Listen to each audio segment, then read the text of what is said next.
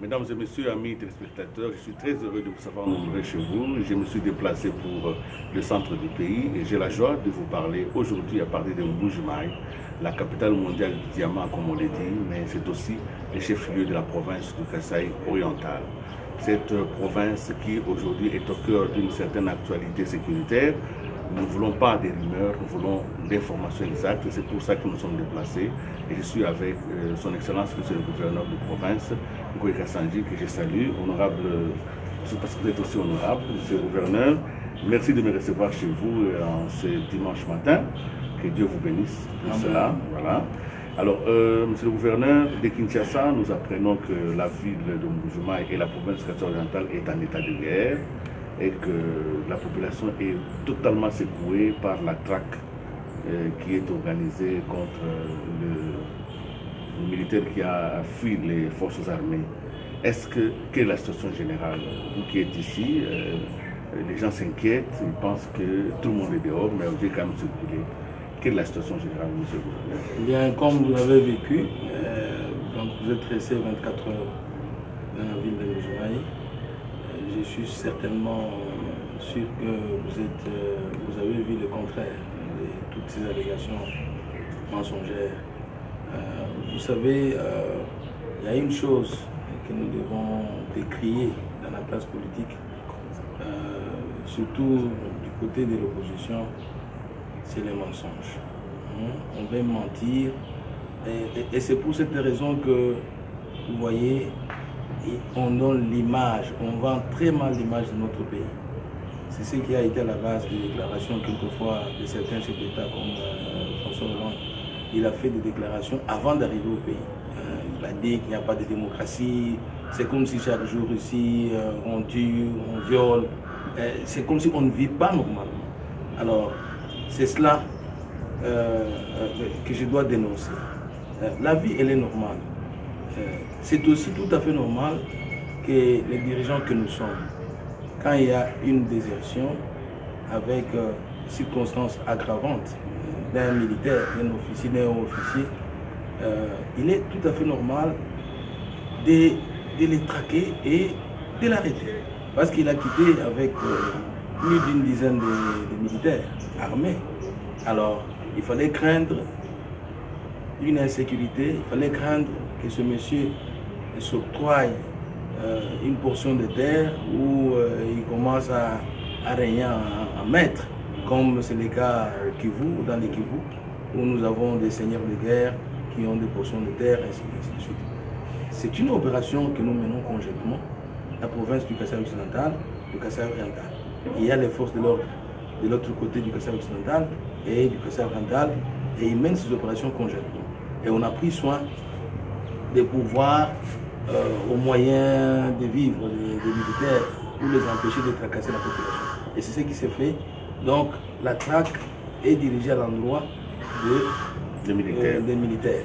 Et d'ailleurs, ça a porté des fruits parce que 11 militaires qui étaient partis avec Chibangu se sont rendus et ils ne pouvaient pas. Ils avaient déjà un camp, un bivac dans la bourse où ils volaient les manières. Mais lui, vous ne l'avez pas encore, il n'est pas encore arrêté. Lui non plus, il a fui, il a quitté, il a abandonné ces gens. Alors, monsieur le gouverneur, rapidement, il faut casser la rumeur aussi, c'est une rumeur. Mais en question, on apprend quand même qu'à Kabé-Kamouanga, la maison du leader de l'UDPS a été saccagée, de Tshisekedi. Quelle est la vérité? Mais j'y étais, et les images ont démontré le contraire. Quand j'ai suivi ça, moi-même, je suis allé en visite d'inspection dans les territoires de Kabé-Kamouanga. J'ai fait le chef-lieu, Kenankuna, je suis allé à Tchatchacha, Moukamba et Moukom. Donc la maison du leader Etienne Tshisekedi, le leader de l'opposition, elle est intacte, il n'y a pas du tout de problème.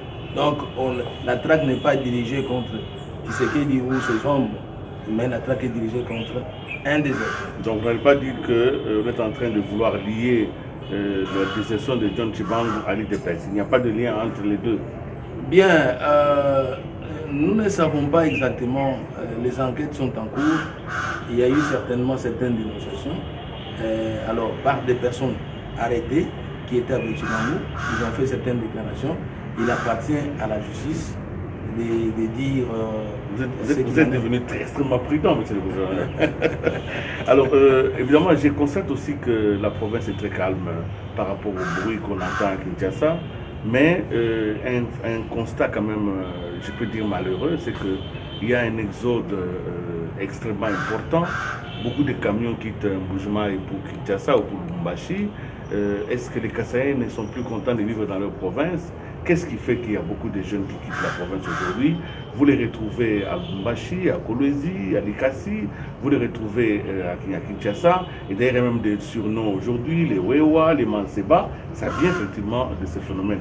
Est-ce que c'est vous qui les chassez? Qu'est-ce qui se passe? Écoutez Willy, je pense que vous vous retrouvez maintenant à Kinshasa. Ouais. Vous avez quitté de quelque part, peut-être du Katanga, de Mbuji-Mayi. Donc, c'est tout à fait normal. Nos populations veulent faire ce qu'on appelle l'exode rural. Donc, ils ont tendance à aller vers des grandes villes. C'est la même chose. Du Katanga, si vous voyez très bien, il y a beaucoup de voyages vers Kinshasa. Les gens, les Katangais préfèrent aller à Kinshasa. Vous trouverez beaucoup de Katangais à Kinshasa.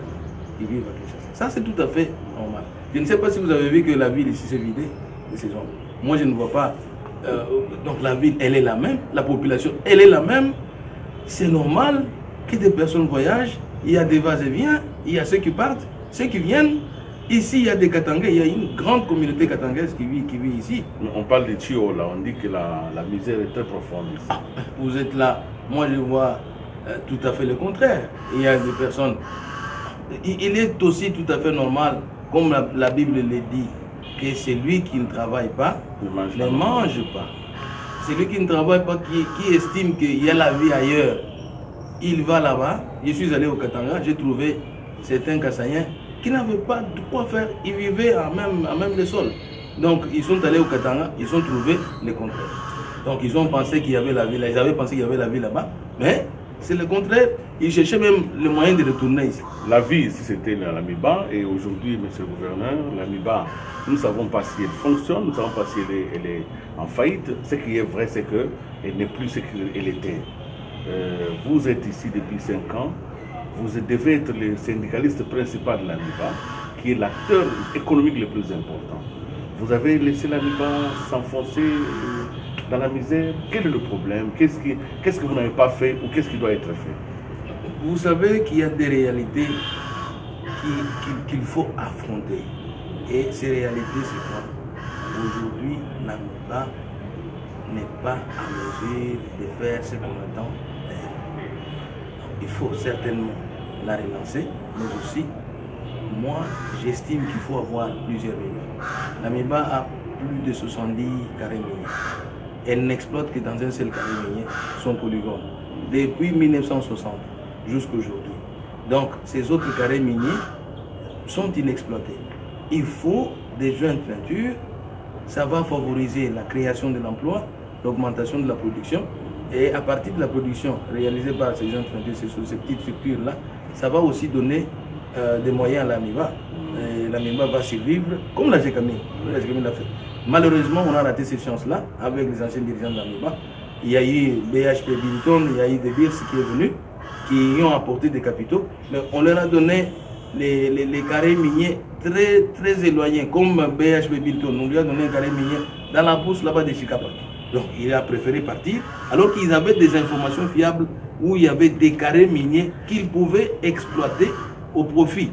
Et de l'AMIBA elle-même, parce qu'elle allait y gagner parfois 40 ou 49% ou 50% même, et ça allait générer de l'emploi, et ça allait vraiment aussi au niveau du gouvernement provincial nous donner aussi certaines ressources, augmenter notre capacité en ressources. Mais le code minier est en voie d'être révisé. Est-ce que vous avez fait le plaidoyer pour que ces jeunes ventures, qui sont quand même une solution réelle, parce que ça a été appliqué au Katanga, ça a été appliqué dans la province orientale avec la Lokimo, les ex-Lokimo. Aujourd'hui, il y a beaucoup de sociétés comme Kibali, comme Anglo Ashanti qui sont là-bas.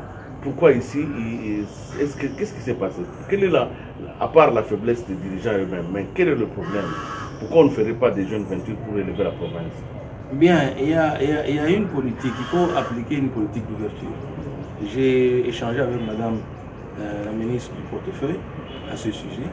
Et aujourd'hui, il faut favoriser les jeunes chantiers. Le ministre des Mines, la ministre du portefeuille, il faut que la solution réelle pour l'AMIBA aujourd'hui, il faut accepter qu'il y ait des sociétés qui viennent investir.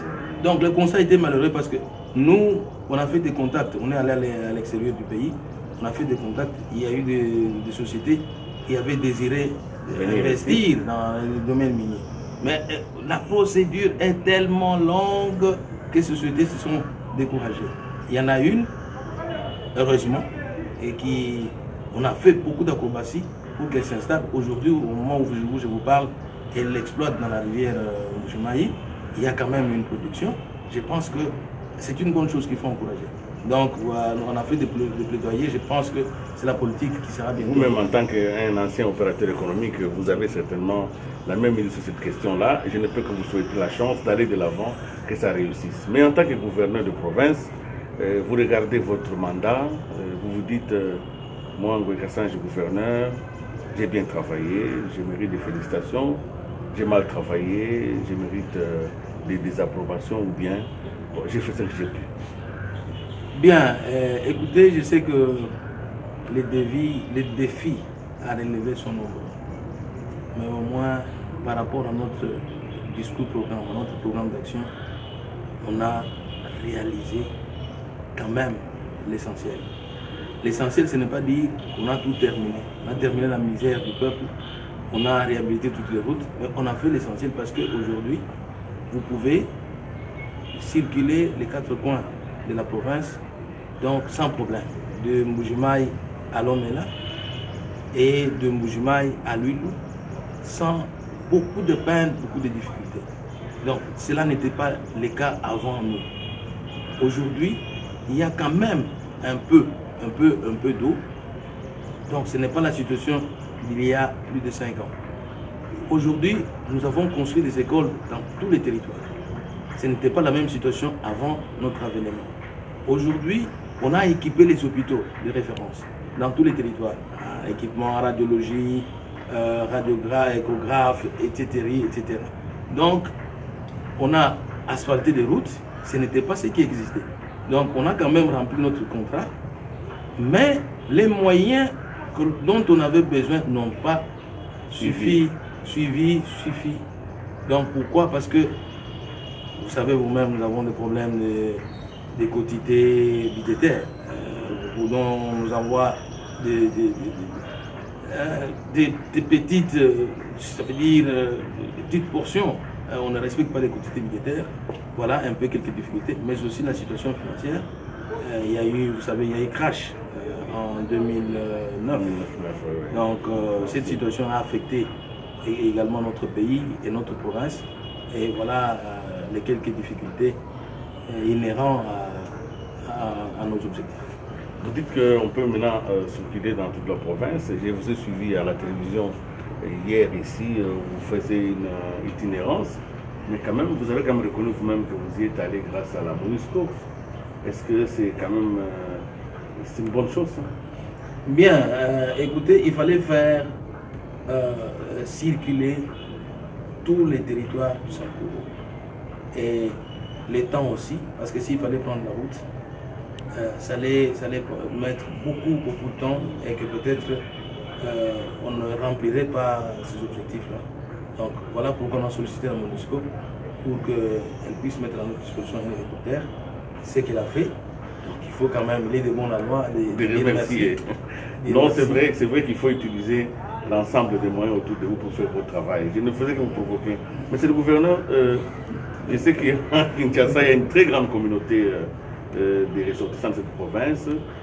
Il y a beaucoup d'informations n'arrivent pas. J'aimerais que vous puissiez peut-être en quelques mots parler à vos frères dans la langue que nous connaissons tous pour qu'ils s'apaisent, pour qu'ils sachent que ce n'est pas mort d'homme et que Mbuji-Mayi et la province est sous contrôle. Si vous pouvez parler un tout petit peu à vos frères qui sont à Kinshasa, qui s'inquiètent beaucoup pour ce qui se passe ici. Toi, c'est que là, mon collègue, il est collègue. Il y a un collègue qui est là, mon père, mon pêche, pour le banabetu.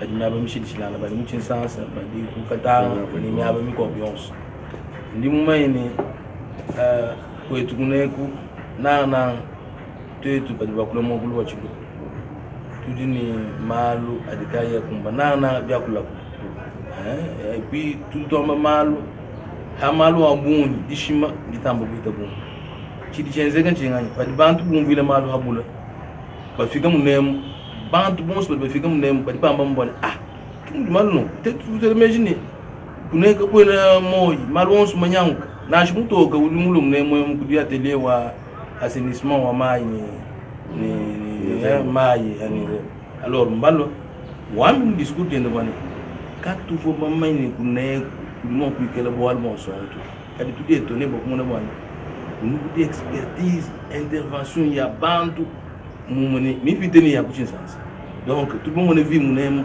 normal donc kaku gadi bantu ba l'insec normal nous ma une difficulté di ma bayonso kaku le mabudi malu mi kala ma fevele to na shibadi ba yakum but benan ba monani bikola boko kumbuto ndini mu ko munema mu fuma ko u Canada mulo munem mulu hande ngamba hudungele shinga matu konso ugebeni enze mu munem mu ko ku Belgique ugebeni enze mu munem donc tunni bena katang bari munem benze mo miju mbona ko ambani kakwena mwabo di malu mo ko le muntu udi kai udi tambake ne udi tute badi badi benze franc hande ngombila mo ko le medine ku bantu beta millions ya dollars bitu don sedi ba engagé bantu midimu yenze que normal ba den shima et tout un coq ba diko ko ba ken ku da ba mudi maba yons donc moitu munem tout tonzen moitu mons ba la ma bantu ku ba bantu ni bintu biab même ndingenze mudi muni dina banga ndi mona Cristo ujini moyo wa dina da bantu ni exigence wanzana ni ku filana lusi donc tout le monde kwenza malu katuini malu a ku élection pour muntu ambani ndi munange mungo ni munange bana betu badi bayini malo to ni lelo donc mbimpa tupamoyi malu amasungulana ikala muntu vo banane ba musungula kima musungula to mudi chidi zambi munanga walu bugale ngobonso bufuma kudi ndimuko zambia muhammad wanta bugale na shiba kubenge ba shibenze ni mo monso wani bakunyanyira bidi bifikamu bihite byaka ndimu maye bwane kimeyi. Merci beaucoup. Pour ceux qui ont suivi, je ne traduirai pas. C'était adressé à ceux qui connaissent la langue. Monsieur le gouverneur, je vais vous remercier d'avoir été vraiment disponible pour moi pour ce court passage en Mbuji-Mayi. Je sais que c'est une province d'avenir, une province de puissance qui a donné le meilleur de ses fils dans ce pays. Alors peut-être un dernier mot en français et nous allons terminer. Le dernier mot, c'est de vous dire merci pour cette opportunité que tu m'as fournie. Ça fait longtemps. Oui, ça fait 6 ans. On n'a pas communiqué ensemble. Oui, oui. Et je me rappelle que notre dernière interview, c'était juste après l'élection de 2006. 2006, avant que vous ne deveniez... Au Grand Hôtel à Kinshasa. Oui, voilà. Aujourd'hui, c'est une grande opportunité que tu m'offres. Et alors, je voudrais dire une chose à l'ensemble de vos auditeurs pour dire que le Kasaï oriental se porte bien sur les plans sécuritaires. La situation est généralement calme et la population vit, vague à ses occupations sans problème, sans difficulté. Les autorités remplissent leurs devoirs. Donc, il y a un mariage entre la population et nous-mêmes. Vous avez vu nos itinérances au Sankou. Le Kasaï oriental n'est pas seulement la ville de Mbuji-Mayi ou les districts de Tchilengi. Le Kasaï oriental, c'est les districts de Tchilengi, district de Kabinda, district du Sankourou, et les deux villes, la ville de Mbuji-Mayi et la ville de Monelito. Donc, tout se passe normalement bien, mais comme on connaît, les défis sont nombreux. Nous devons faire face à cela. Nous devons nous mettre au travail. Si on ne travaille pas, on ne peut pas arriver à avoir les moyens de relever ces défis. Donc, c'est ça que nous nous sommes assignés. Donc, nous devons le faire dans l'amour réciproque. Nous aimer les uns les autres avoir confiance aux institutions de la République. Voilà le petit message que je voulais adresser. Merci, amis téléspectateurs. Merci, monsieur le gouverneur, de m'avoir permis ainsi de faire parvenir ce message. Je suis heureux que vous ayez suivi et j'espère que vous allez être nombreux à réagir. Cette émission, vous la suivrez non seulement sur les chaînes partenaires, mais vous la suivrez aussi sur les sites internet. Vous la lirez aussi dans Géo Hebdo pour la prochaine fois. D'ici là, portez-vous bien. Au revoir.